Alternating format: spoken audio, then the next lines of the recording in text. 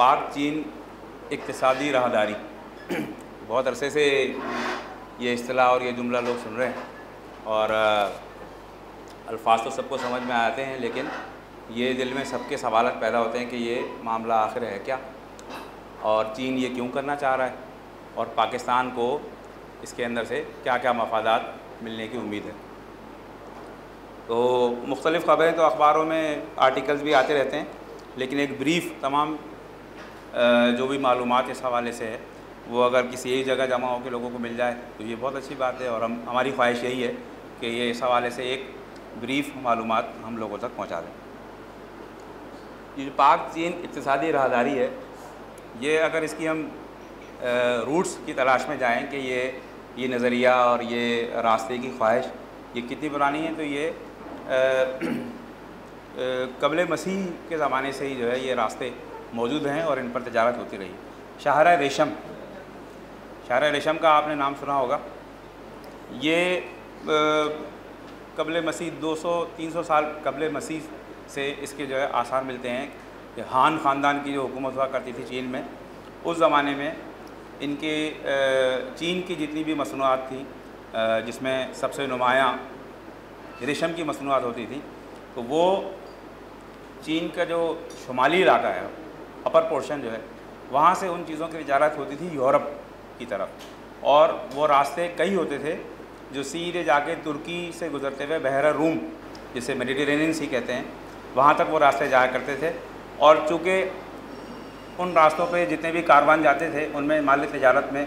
سب سے زیادہ ریشم کی مصنوعات ہوتی تھی، لہٰذا وہ اس راستے کا نام ہی ریشم کا راستہ پڑ گیا، شاہراہ ریشم یا سلک روٹ یا سلک روڈ بھی کہتے ہیں اس کو۔ جب چین پر انحطاط آیا اور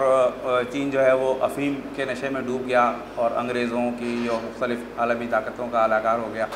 اور روس نے بھی جو ہے وہ وسط ایشیا کے جو مسلمان ریاستیں ہیں جن کے بارے میں علامہ اقبال کا شعر ہے، ایک ہو مسلم حرم کی پاسبانی کے لیے نیل کے ساحل سے لے کر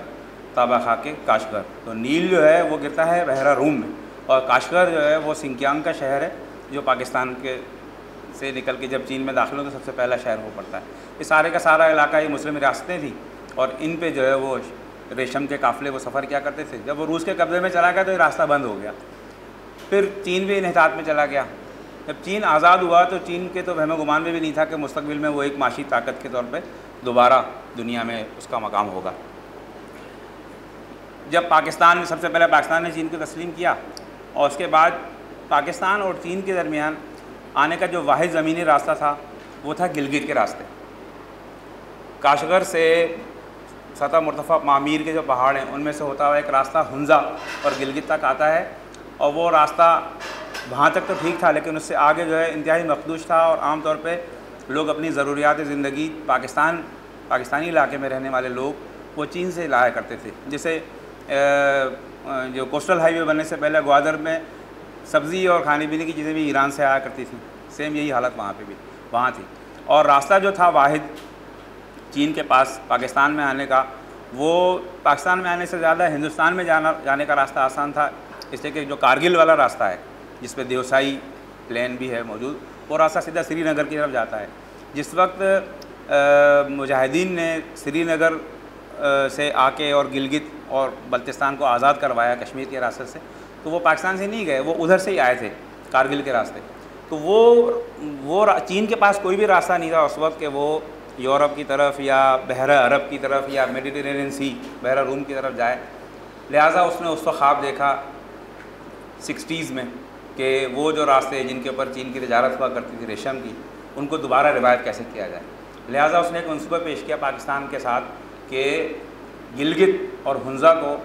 راولپنڈی سے ملانے کے لیے پہاڑوں میں ایک دشوار گزار علاقے میں ایک سڑک تعمیر ہونی چاہیے، اور وہ ہم آپ کو تعمیر کر کے دیں گے۔ لہٰذا وہ کراکرم ہائی وے، شہر کراکرم کی تعمیر کا آغاز ہوا، اور اس میں بے شمار لوگوں کی جانیں گئیں، بہت عرصے میں وہ مکمل ہوئی۔ 79 میں وہ سڑک مکمل ہو گئی، اور اس کو دنیا کا 8واں عجوبہ کہا گیا کہ ان دشوار گزار پہاڑوں میں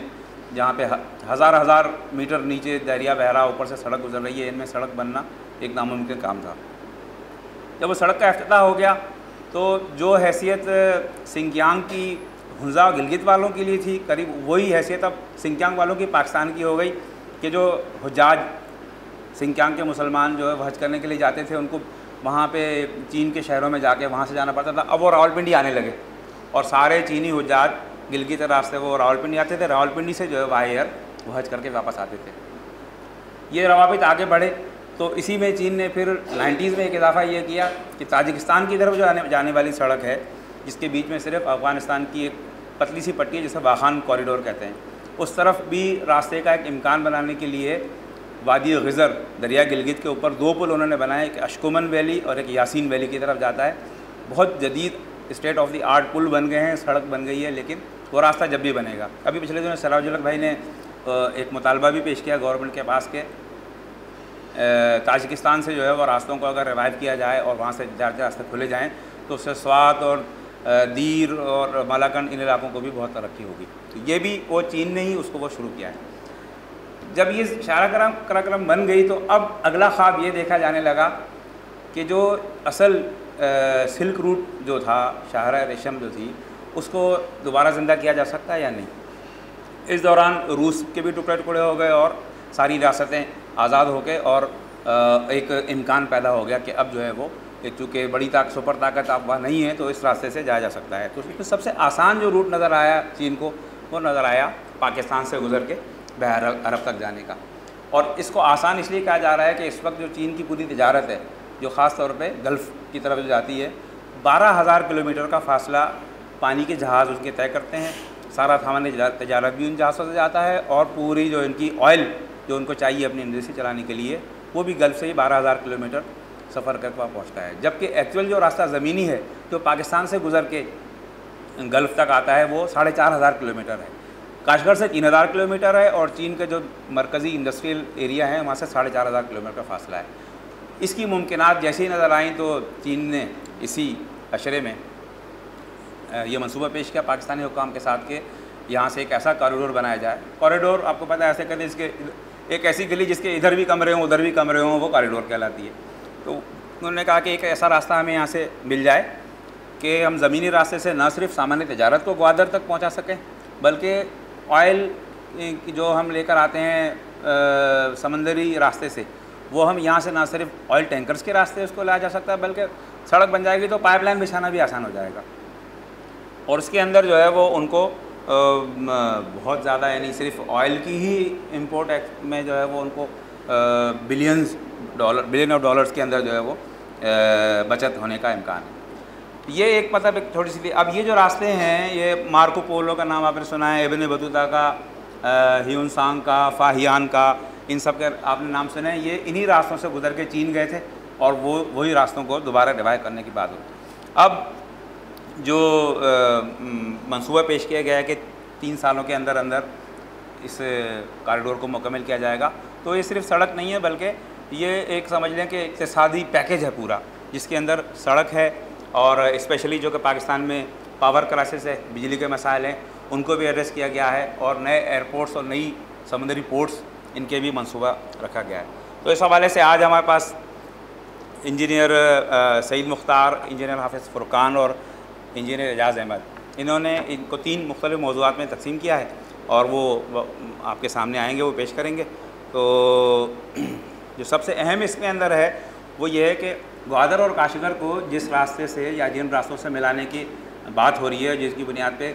پاکستان کی سیاسی جماعتوں اور مختلف صوبوں کی قیادتوں میں اختلاف بھی پائے جاتے ہیں، وہ راستے کیا ہیں اور ان کے اندر سے کون سا راستہ مناسب ہے اور کس راستے سے پاکستان کو زیادہ فائدے حاصل ہو سکتے ہیں۔